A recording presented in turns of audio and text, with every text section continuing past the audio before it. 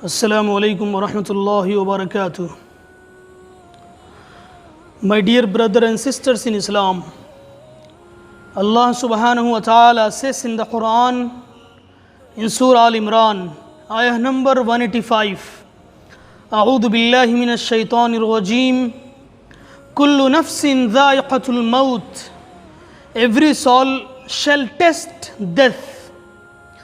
My dear brother and sisters, it comes unannounced, it comes uninvited, it comes unexpected and disconnect you from all the things, all the beloved ones.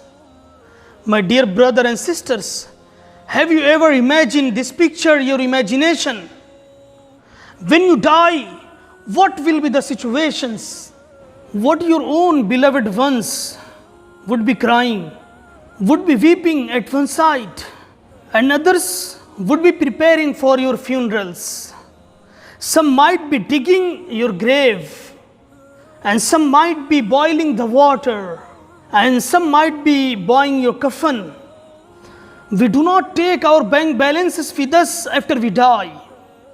Here is a beautiful hadith I am going to mention. The Prophet ﷺ said, يقول ابن آدم مالي مالي وهل لك يا ابن آدم من مالك إلا ما أكلت فأفنيت أو لبست فأبليت أو تصدقت فأمضيت. My dear brother and sisters in Islam, we do not take our bungalow, we do not take our property and our positions. The only position from this dunya, from this world, we will take is the coffin. The Prophet ﷺ said, that is the destroyer of pleasure. My dear brothers and sisters in Islam, the moment we die, we will leave us behind everything and every best thing that we used to have, the best of the car that we used to drive, the best of the food that we used to eat, the best of the bungalow that we used to live, the best of the properties that we used to possess.